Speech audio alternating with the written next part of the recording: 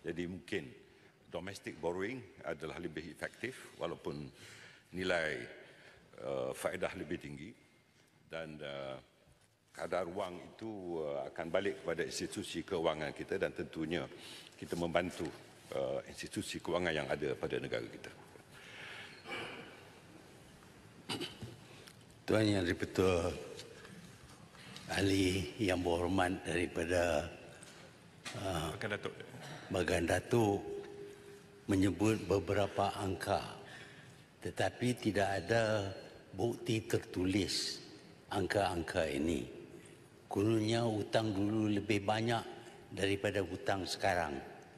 Kalau ahli yang berhormat semak dalam annual report, ahli yang berhormat akan dapati bahawa hutang dulu berjumlah tidak lebih daripada 300 bilion, yang mana ini adalah hanya 27% daripada KDN pada masa itu.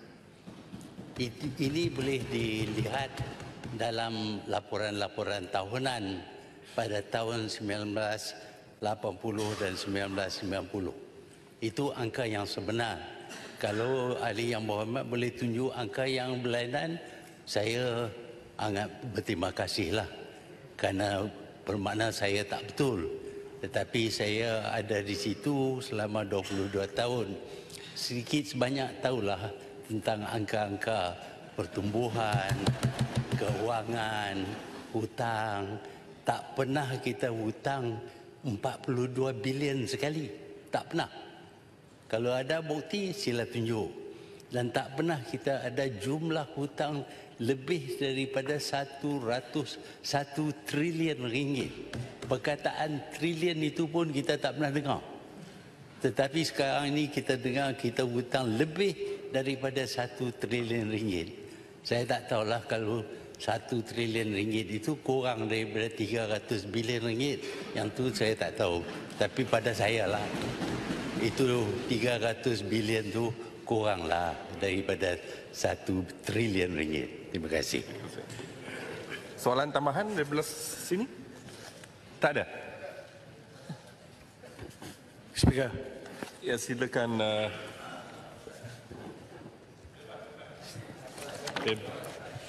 Bagan Serai. Bagan Serai, terima kasih. Terima kasih, Speaker. Hutang sifat sudah tentulah bukan satu perkara yang patut dijadikan sebagai faktor sebenarnya. Kerana semua negara berhutang. Orang kaya berhutang, orang miskin pun berhutang. Dan kalau kita lihat jumlah hutang per GDP bukanlah petunjuk mutlak kepada prestasi ekonomi sebuah negara. Satu Speaker, saya bagi contohnya Singapura, Jepun, nisbah hutangnya tinggi. Myanmar, nisbah hutangnya rendah. Jadi saya ingin bertanya sini, adakah kerajaan mensasarkan sesuatu nisbah tertentu untuk hutang negara yang perlu dicapai? Adakah kerajaan akan mengumumkannya sebagai satu petanda prestasi ekonomi negara? Terima kasih, Tuan Speaker.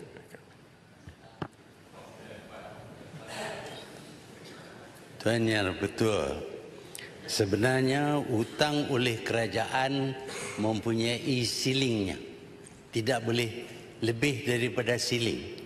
Biasanya disebut sebagai 55% daripada KDN. 55% pada tiap-tiap tahun tidak sama, kerana kadang pertumbuhan ekonomi lebih tinggi. Tetapi kerajaan tidak pernah hutang lebih daripada beberapa bilion ringgit sahaja jumlahnya. Ini kita dapati bahawa kerajaan sendiri tidak hutang kerana terbatas dengan ceiling yang telah ditentukan. Sebaliknya di tubuh sebuah syarikat milik 100% oleh kerajaan, dan syarikat ini hutang lebih daripada ceiling kerana tak tertakluk kononnya dengan ceiling yang ditentukan bagi kerajaan. Apabila dia berhutang sampai 42 bilion ringgit dan kerajaan memiliki syarikat itu, sebanyak 100% dan kita bertanggungjawab terhadap hutang yang diambil oleh syarikat itu, maka ini bermakna bahawa kerajaan bertanggungjawab membayar balik 42 bilion ringgit yang melebihi hutang siling hutang yang kita tentukan bagi kerajaan. Inilah sebabnya kerana hutang dibuat tanpa mengambil kira siling yang ditetapkan bagi kerajaan. Sebab itu hutang meningkat sehingga ada pula hutang yang tak dicatat yang dimasukkan dalam kategori lain yang tidak dijumlah kepada hutang yang akhirnya dipertanggungkan kepada kerajaan. Hutang 1MDB umpamanya, akhirnya 1MDB itu dipulang balik kepada kerajaan, kepada Kementerian Keuangan, dan hutang MDB ini sekarang menjadi hutang kerajaan. Inilah sebabnya yang hutang kerajaan meningkat kerana tidak patuh kepada aturan-peraturan apabila membuat pinjaman. Terima kasih. Saya akan benarkan satu lagi soalan tambahan dari sebelah sini. Tak ada. Silakan Kepala Batas. Oh, sorry, ada. Ruas. Silakan. Terima kasih Dato' Endi Petua.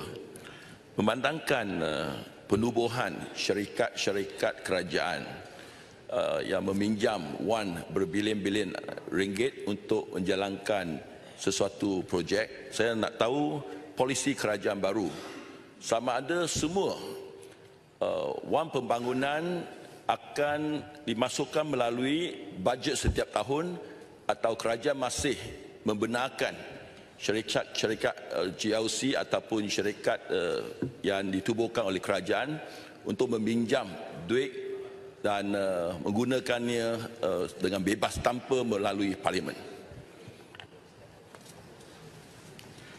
Tuan Yang Dipertua, apabila sesebuah syarikat itu dimiliki 100% oleh kerajaan dan kerajaan pula memberi jaminan bahawa sebarang kerugian yang ditanggung oleh syarikat itu akhirnya akan diselesaikan oleh kerajaan, maka kita dapati bahawa hutang syarikat sudah jadi hutang kerajaan. Kita boleh masuk angka hutang, jumlah hutang, kesemua jumlah hutang ini, dan angka itu akan menjadi amat besar. Kita sedang cuba mengurangkan hutang itu dengan tidak melaksanakan projek-projek yang tidak berguna, yang begitu mahal. Dan kita juga cuba membayar balik hutang yang diambil oleh kerajaan dahulu supaya kita dapat kurangkan jumlah hutang supaya menurun bawah daripada 1 trilion ringgit. Angka ini akan diperkenalkan dalam bajet yang akan datang. Terima kasih.